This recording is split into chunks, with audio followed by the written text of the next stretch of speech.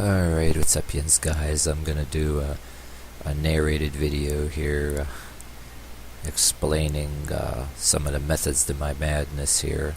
This is some of my equipment I'm using. Two of these are the 45-pound weightlifting bars that cut in half, and then two of those are the slightly lighter than 45-pound weightlifting bars cut in half.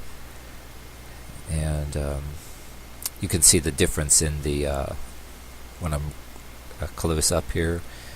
There's like a considerable difference in the weight of them, but I'm going to start out here just like in one of my other videos I was telling you here.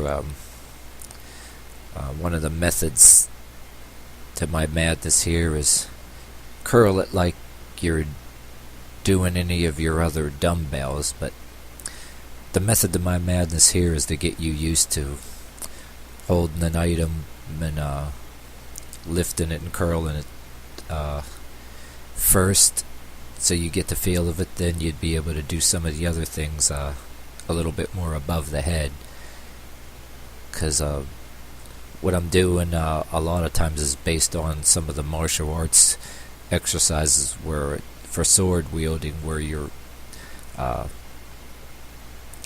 they use heavy clubs for training. But there's the Persian version, or the Iranian version called the Zurkhaneh. But since I'm doing my own thing like that but only I'm using objects like these, I think it's advantageous to be able to curl like that and get the idea, and then flip it up like that. Or if you're holding it to your side, you can drop it down instead of flipping up like I just did. And say then you can go into the Zurkhaneh method from the curling posture that I was just doing. And you can see how advantageous it is. It gives you more confidence in as far as handling the item too. Instead of going just right into the Zurkhaneh method, I'm going all the way up and then going all the way down to my side, and then I can wield two items like that the same way.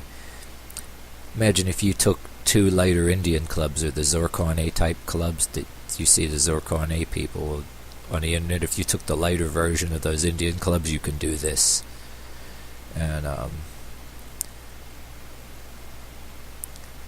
so this is an expanded version of that, mixed with a little bit of your favorite martial arts items, tricks, using different martial arts items or tools or what have you. And it's mixed with a little bit baton work on certain sports, and sword wielding, medieval sword wielding, and the sword belly dance stuff, all kind of stuff like that. Oh, by the way, I was redoing this video too. I realized when I posted it, I only played a little bit of it when I checked it, and I had a buzz in there, so this is going to be reposting this video. But anyway, yeah, I get in the habit of swinging side to side and back and forth, and lifting your elbows up a little bit, then picking it way up higher, and then doing it like a triceps exercise. Be careful not to hit their lights. If you have any lights that can be busted, you don't want to have to be wearing goggles just in case you break the lights and get glass in your eyes or your face. I want to see any of these guys doing that, but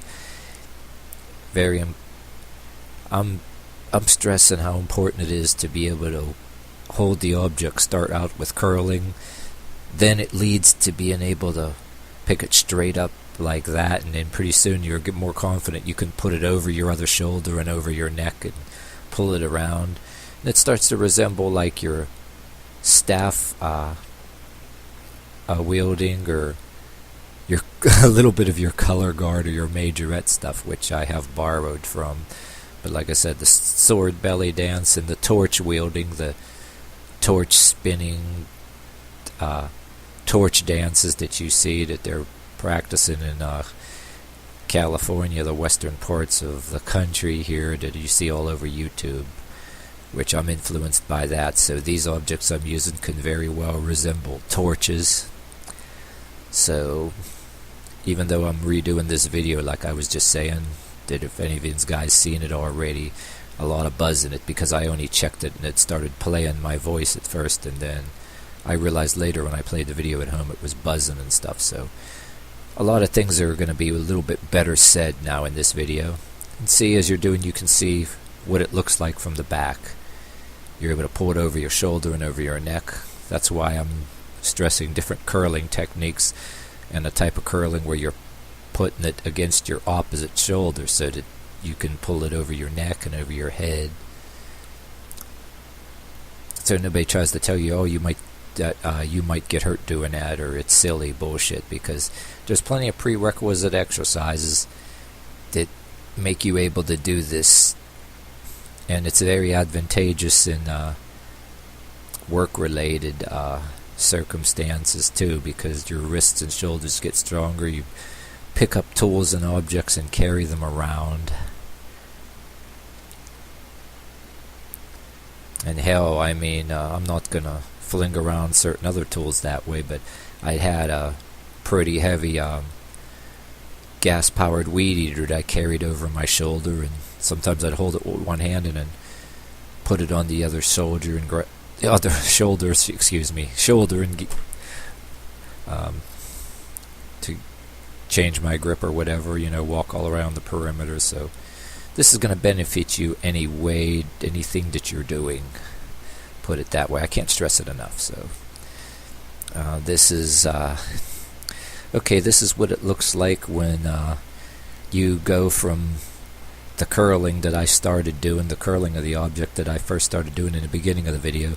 Now when you decide to either drop the item down or flick it up like I showed you, either way, this is what it looks like when you're holding it slightly away from the middle more.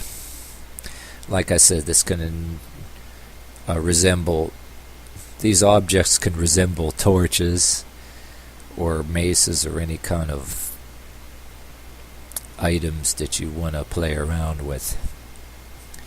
I mean, yeah, they do kind of got more of a resemblance to the torches that people were wielding, but in those fun videos where they're doing that with torches.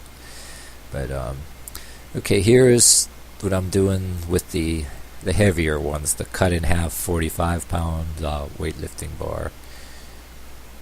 So and when you're wielding them like this, they feel like they weigh more than 20 pounds a piece. And I mean, but you can see how much easier it gets. And when you have the heavier item, you're going to hold it a little bit closer to the middle, because this, like, even if you hold them at the total center of balance, you're going to feel it in the wrists and the forearms just doing this, and then you graduate to holding it more away from the middle, and they'll start looking more like clubs and maces or whatever. And you can see how it benefits the shoulder, the whole tricep, the whole area of the forearm. And now I was able to get these ridiculously cheap. That's why I'm using them and feature them. And before the end of this video, I like to tell you, go to your local scrap yard. Some people are scrapping weightlifting equipment like this. They'll probably sell it to you ridiculously cheap. I know mine did, a little bit more than scrap price, and they made a little bit of money. But I don't know if your scrap yard would actually charge you more, or they're a little bit more shrewd. But